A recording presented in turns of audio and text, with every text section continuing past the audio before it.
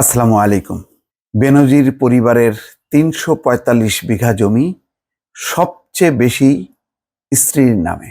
চিন্তা করেন দর্শক, একজন পুলিশের আইজিপি, কত আইজিপি এখনো আছে, জীবিত আছে, কারোর নামে এমন অভিযোগ শোনা যায়নি।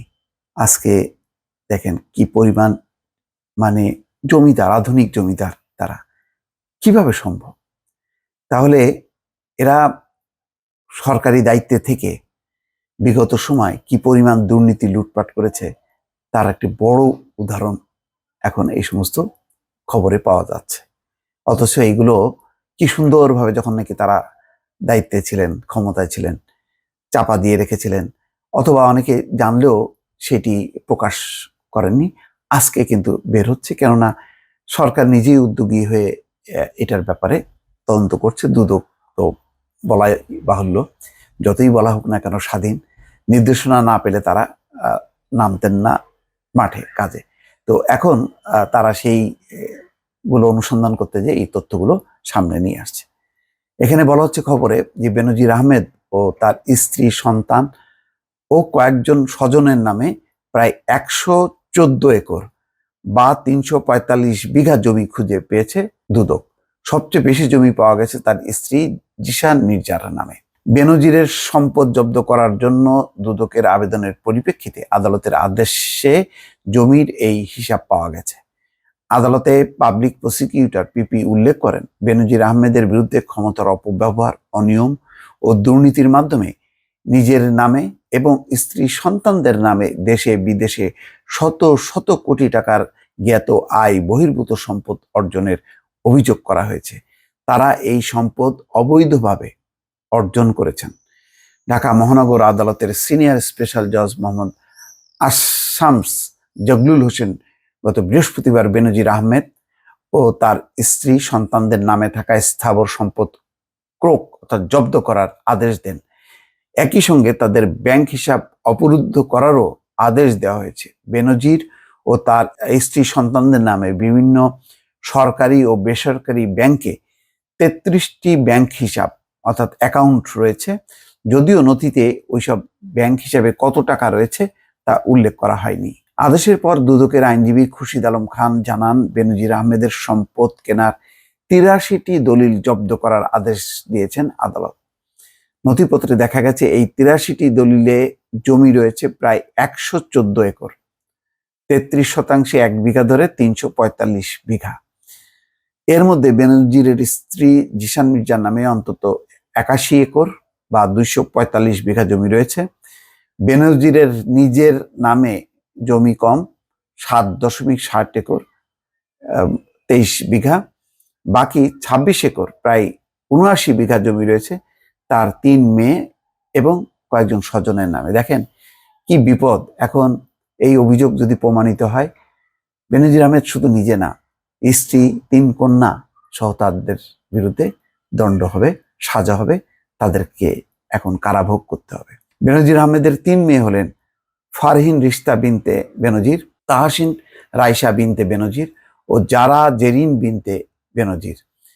কোন মেয়ের নামে কত জমি তা আলাদাভাবে বের করা যায়নি, তবে দেখা যায় ফারহিন রিশতা বিনতে বেনজিরের নামে গোপালগঞ্জের শাহপুরে একটি দলিলে রয়েছে ৩৯ বিঘার বেশি জমি। কল্পনা করেন, অসম্ভব সব কর্মকাণ্ড। দুদকের অনুসন্ধান অনুযায়ী বেনজির আহমেদ ও তার পরিবারের সদস্যদের নামে গোপালগঞ্জের বিভিন্ন উপজেলা, কক্সবাজারের ইনানি সমুদ্র সৈকত ও সেন্ট মার্টিন দ্বীপে জমি কেনা রয়েছে। জমিগুলোর মোট দলিল মূল্য দেখানো হয়েছে ১৬,১৫,০০,০০০ টাকার কিছু বেশি। উল্লেখ্য, বেনজিরের বাড়ি গোপালগঞ্জ। বেনজির আহমেদের স্ত্রী জিশান মির্জার নামে জমি কেনা হয়েছে সাউদার্ন বিজনেস ইনিশিয়েটিভ নামের একটি প্রতিষ্ঠানের ব্যবস্থাপনা অংশীদার পরিচয়। বেনজির পুলিশের চাকরিরত থাকার সময় তার স্ত্রী কোন পেশায় রয়েছেন বলে জানা যায়নি। তবে সম্প্রতি দুর্নীতির অভিযোগ ওঠার পর বেনজির একটি ভিডিও বার্তায় বলেছেন তার স্ত্রী ও সন্তানদের মৎস্য খামার রয়েছে। পরে আরও জানা যায় তার স্ত্রী ও সন্তানেরা বিভিন্ন ব্যবসায়িক প্রতিষ্ঠানের পরিচালনা পর্ষদে রয়েছেন। এগুলি দেখবেন যে সরকারি প্রতিষ্ঠানে যারা দুর্নীতি করে, খোঁজ নিয়ে দেখবেন মুরগির খামার, গরুর খামার, মৎস্য খামার, এগুলি তাদের রয়েছে। আগে এগুলি কখনো জানা যায় না, যখন নাকি ধরা পড়ার পর এই সমস্তগুলো খবর বের হয়। বেনজির আহমেদ 2020 সালের 15 এপ্রিল থেকে 2022 সালের 30 সেপ্টেম্বর পর্যন্ত আইজিপি ছিলেন। এর আগে তিনি ঢাকা মহানগর পুলিশ কমিশনার ও র্যাবের মহাপরিচালক হিসেবে দায়িত্ব পালন করেন। মানবাধিকার লঙ্ঘনের অভিযোগে 2021 সালের ডিসেম্বরে র্যাব এবং র্যাবের বর্তমান যে 7 কর্মকর্তার উপর যুক্তরাষ্ট্র নিষেধাজ্ঞা দেয়, তাদের মধ্যে বেনজির আহমেদের নামও ছিল। তখন তিনি আইজিপির দায়িত্বে ছিলেন। সম্প্রতি বেনজির আহমেদের বিরুদ্ধে দুর্নীতি ও অনিয়মের মাধ্যমে বিপুল সম্পদের মালিক হওয়ার অভিযোগ ওঠে। এরপর তার জ্ঞাত আয় বহির্ভূত সম্পদ অনুসন্ধানে একটি কমিটি করার কথা 22 এপ্রিল সংবাদ সম্মেলন করে জানিয়েছিলেন দুদকের সচিব খোরশেদা ইয়াসমিন। পরদিন হাইকোর্ট এক আদেশে বেনজিরের বিরুদ্ধে আয় বহির্ভূত সম্পদ অর্জনের অভিযোগ অনুসন্ধানের অগ্রগতির বিষয়ে হলফনামা আকারে 2 মাস পর জানাতে দুদককে নির্দেশ দেন। দুদক অনুসন্ধান শেষে আদালতে প্রতিবেদন দিয়ে বেনজির আহমেদ ও তার পরিবারের সদস্যদের সম্পদ জব্দের আবেদন করে। আদালত পাবলিক প্রসিকিউটর এও বলে, বেনজির ও তার পরিবারের সদস্যরা স্থাবর অস্থাবর সম্পদ বিক্রি হস্তান্তর করে বিদেশে পাচারের চেষ্টা করছেন। তার মানে এই খবরগুলো যখন নাকি প্রকাশিত হয়েছে, দুদকে যখন নাকি মামলা হয়েছে, তখন তারা এই সম্পদগুলো দ্রুত বিক্রি করে তারা বিদেশে পাচারের চেষ্টা করেছে। তো সাবেক তত্ত্বাবধায়ক সরকারের উপদেষ্টা এম হাফিজউদ্দিন খান, তিনি নিজেও সাবেক আইজিপি, দেখেন তিনি কি বলছেন, সরকারি চাকরি করে যে বেতন পাওয়া যায় সেই টাকা দিয়ে এত সম্পদের মালিক হওয়া সম্ভব নয়। অনুমান করা যায় অবৈধ টাকা দিয়েই বেনজির আহমেদ এবং তার স্ত্রী সন্তানেরা এত সম্পদের মালিক হয়েছেন। দুদক স্বাধীনভাবে তদন্ত করলে সঠিক চিত্র বেরিয়ে আসবে।